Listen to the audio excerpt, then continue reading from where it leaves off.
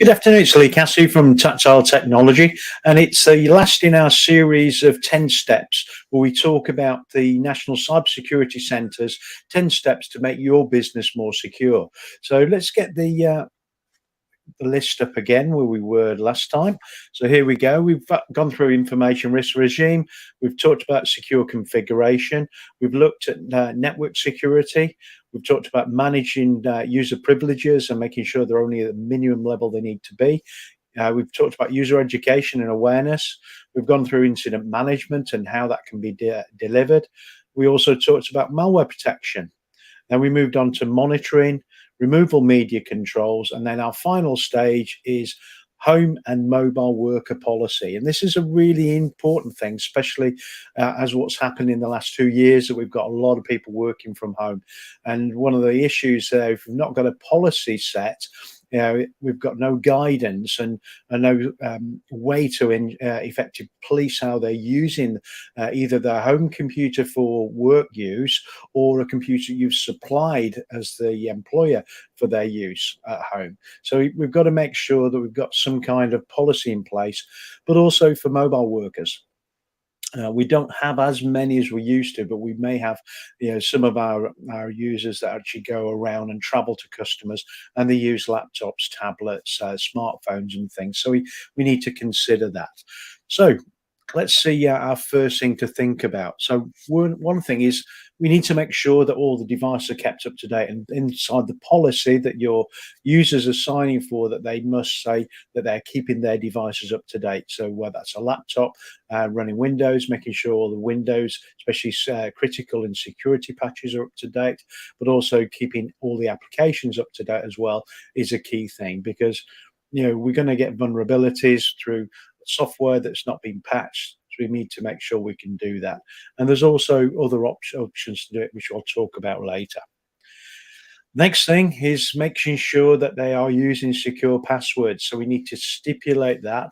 And if we can enforce it, especially if we're using something like group policies within a Microsoft Azure Active Directory environment, so this is an authentication mechanism, we should be able to force them to use stronger passwords. We're looking to be minimum of eight digits in size, and we need to use uppercase, lowercase numbers, and some symbols in there. And it can't really be a word or a name or even a date of birth. We want to try and get people away from that. And we do that both by, one, put it in the policy, secondly, enforce it if we can, depending on how we're actually managing the devices. And then thirdly, what we can do is ensure in our user education awareness, we educate those users to use better passwords, and encourage the use of maybe password management products. These make it a lot easier for them to actually create them and utilize them, and ensure they use different passwords for each of the systems that they access. The next one is only using approved software. We don't want them downloading software that they're off the internet that could be free of charge, but maybe actually also containing malware. We need to make sure that we're only using software that's also licensed by the business, because if it's actually found that we're actually using software that's unlicensed, that could be a bit of an issue as well. Or even a licensed product but not licensed for its use. People actually apply for educational licensing, so the stuff that's designed for students to use, but then they're using them on their machines in a business capacity, and that's actually against the right for use licensing for those particular products. So we've got to be careful about that. So one is that there's a cybersecurity threat, but also secondly, there's also a licensing misuse threat as well from that. We need to make sure we're protecting against viruses. So if you're providing the infrastructure, you can enforce that there's a particular EPP or EDR product, so endpoint protection, so an antivirus product that does just that barrier protection, or you can actually put an EDR product, so an endpoint detect and response tool, something like Sentinel-1, that'll actually do both the antivirus, anti-malware, but also will actually detect if there's an issue, and it shall actually respond and also alert the SOC team to do something about it. And we're going to talk more about that next week. We're going to talk about EDR specifically next week. But we need to make sure that those are on there, but not only that the actual product's on there, that the product is actually used, because a lot of people, will install something, especially free products, which, aren't going to give the level of support that we need. We need to have a product that's actually going to give a good level of protection, but also is supported and also can be updated on a regular basis. So, one of the key ones like ESET or, one of the Trend Micro or one of the other products that we know we can actually deploy, and we can automate the updates, or ensure the end user does the updates, or even through our monitoring, which we'll come on to in a little while, we can actually monitor it and force compliance from an antivirus perspective. We also need to have some form of firewall. So I would suggest that we'd always have a firewall on the machine itself, but we should also try and encourage the end user to have a good quality firewall at home as well. It is their internet connection, and most people tend to, just go along with the piece of equipment that's provided by their internet provider. They're not always the best. They are, consumer grade to start with, but secondly, they're normally as cheap as possible for the internet provider to deliver something at low cost. So we don't just want to make sure it's got some real, at least basic cover for firewall protection. But also, if we have a firewall on the device itself, that's going to help as well, because we've got a two-stage protection then when we do that. Also with the firewall, if we can actually capture logs, metrics, and alerts from it using some kind of SIEM tool. We talked about SIEM the other day. It's a security environment and an infrastructure monitoring platform, so we can actually pull that all that data and understand what's happening, and then also we can respond to it if we see that there's an issue. We also need to make sure that data is backed up. So if they're keeping customer data or any data that's key to the business on those local devices, we need to make sure that data is protected. It would also be good for the data to be encrypted as well. So using some kind of BitLocker type technology to ensure that if that laptop desktop was ever stolen and the drives were removed, that you're not going to be able to get to the data. It's fully encrypted at rest on those drives. So both backup of the data and also encryption is a good point to have.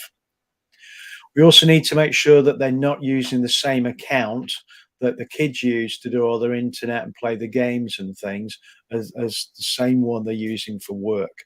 It needs to be a completely separate account for work that they utilize, and we can protect it. We can ensure that no other people have got access to it as well. We don't want the kids, on there and having access and accidentally downloading some kind of software and making that machine vulnerable, and also, compromised, so the information could be stolen, encrypted, or deleted. We want to make sure that it's protected. So having a separate account for work is critical as well. The next thing is the Wi-Fi. There are people still have open Wi-Fi with no credentials or anything on it. So we need to make sure that the Wi-Fi is protected in some way. It is better if it's one of the higher levels, something like WEP is quite a basic way of doing it. WPA PSK, which uses a public shared key mechanism is a better way to do it. And if you can have a separate Wi-Fi network for the actual work use, than for the actual family's use, even better. But again, that might mean you as an employer need to provide that equipment, and there are a number of pieces of equipment out there. We tend to sell Meraki, and Meraki have got a great Z3 product, which gives you the ability to have in VPN directly from the router into your work network and protected. But you can also create multiple networks that don't go through that path. They go straight out the internet for gaming and other uses, streaming. People have TVs connected to these things, so having a separate network that's completely isolated from the work network is a really good thing. And use of those kind of tools, because they can actually be centrally managed, cloud-based, it makes it easier for the IT team to deliver it and manage it, rather than trying to get the end user to do it themselves. We also need to do regular checks, make sure that they're actually doing these things. So if we've mandated that they've got a firewall, we've mandated they've got some kind of virus protection, mandated that they're actually using some strong passwords and things, and keeping the device up to date, we need to check it's happening. So we need to do regular checks to see if it's happening. But the best thing is if we could actually monitor it. So having some kind of MDM, so mobile device management, especially for things like tablets and phones.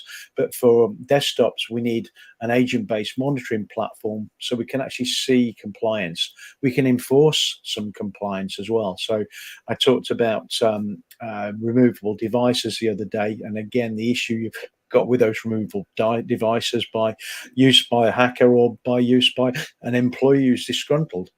So having the ability to control that remotely, but also to monitor what's happening from a compliance perspective on the machine is a great thing. So having that ability using some kind of tool, we use a product called CWRMM, which allows us to monitor and manage, but we can also automate tasks. So if we see particular issues coming along, we can deal with that. So this is just talking about security. There are other issues that we're going to have with end users that are sited away from the business at home, because they are going to be a different type of burden from an IT perspective. So they're going to be difficult to look after because they don't have that peer support capability they have locally.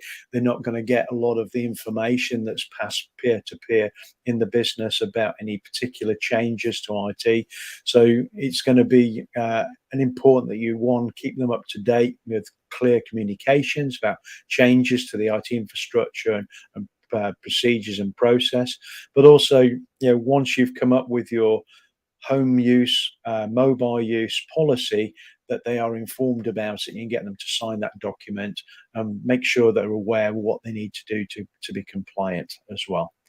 So hopefully that's given you a good view of what you need to do about home and mobile workers. We've come to the end of our 10 steps now. On Monday, what I'm going to do is go through all of those 10 steps again and just summarize each one of them, just to keep it fresh in our mind before we move back to something we did a couple of weeks ago, which was NIST. Because NIST and the NIST framework is a good starting point for you to understand where you are and what you need to do to ensure that you protect your business. So we're going to cover the NIST 5 pieces in the framework, and then we're going to focus in each of those areas. So one of the areas we're going to talk about is how you do risk assessments and prioritize risk within your environment. And we're going to talk about a couple of ways you can do that. We're also going to talk about endpoint protection. So how do we do EPP or EDR, so endpoint protection or endpoint detect and response capabilities, which is that next stage level of protection next week as well. So please join me next Monday, 12:30 to 12:45, where we're going to talk about a summary of the 10 steps we just covered, and then we'll move on to NIST on Tuesday. Thank you very much for joining me today, and hopefully see you very soon. Thanks a lot.